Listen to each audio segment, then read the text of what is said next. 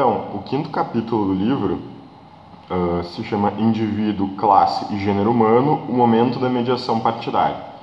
Lembrando que gênero humano, aqui eu não estou, o Ricardo Antunes, né, não está se referindo a masculino, feminino e ou outros, mas a ideia de gênero humano como um ser genérico, vivo e real, mais ou menos como uma idealização do que deveria ser um ser humano, do que é o ser humano, né? Então, na verdade é um mini resuminho, né, um mini roteirinho de debate sobre a questão partidária e sua conexão com a classe social. E ele vai abrir conversando um pouco, chamando alguns argumentos sobre a ideia da desidentidade que o indivíduo hoje tem em relação ao seu gênero, ao gênero humano, né? Ele fala que isso acontece por causa de múltiplos estranhamentos que a gente tem na nossa vida. Já viemos vendo um pouco essa ideia de vários estranhamentos, né? Estranhamento com o nosso território, com o nosso trabalho, com a nossa educação, com nós mesmos, para com os outros.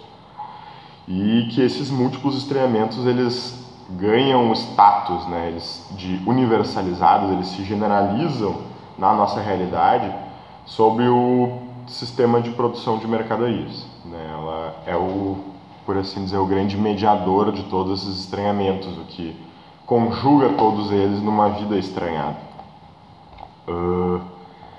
Um dos principais efeitos, né, dessa desidentidade entre indivíduo e gênero humano é uma grande homogeneização das necessidades humanas, somada com uma redução das necessidades humanas, né? A gente viu alguns artigos atrás que o sistema de produção de mercadoria, ele reduz as nossas necessidades humanas, que são várias, né? A gente tem necessidade de cultura, de lazer, de convivência social, de felicidade, de entretenimento.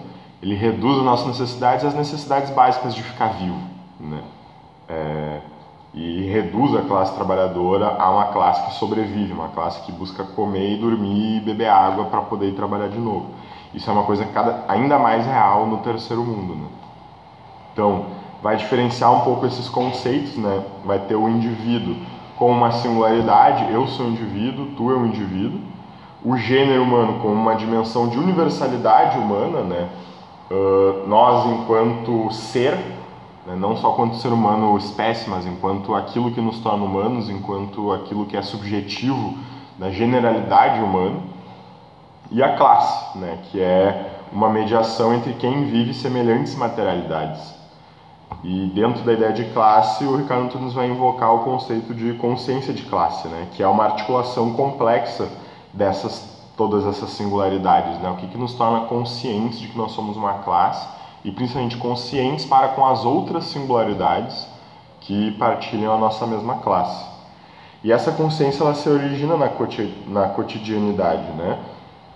Essas infinitas questões que se resumem em algumas questões centrais quando a gente está falando de processo revolucionário, né? Quanto que tu ganha, quais são as condições que tu vive, qual a tua relação com a tua família, qual a tua relação com teus companheiros, qual o teu território, como que tu faz para se locomover nele. Tudo isso são questões cotidianas e materiais que vão construir essa ideia da consciência de classe, né? Tu vai entender que essas pessoas partilham essa mesma realidade contigo. E daí ele vai introduzir os partidos, os sindicatos, os organismos e ações de classe, principalmente como mediadores dessa consciência, né? Mediadores entre os indivíduos e essas cotidianidades, né? Eles vão servir como uma alavanca de emancipação do gênero humano. O Ricardo Antunes reconhece que todos esses organismos de classe, né, partido, sindicato, etc., eles estão em crise, né, estão em crise há algum tempo e nós não podemos dizer que não, mas o papel deles ainda é fundamental para cumprir essa tarefa. E a tarefa essa que é principalmente de mediar todas essas particularidades, né, de cada um de nós, de cada um dos indivíduos, e unificar a nossa classe. Mais ou menos isso que ele vai ter nesse capítulozinho que é um pouco menor.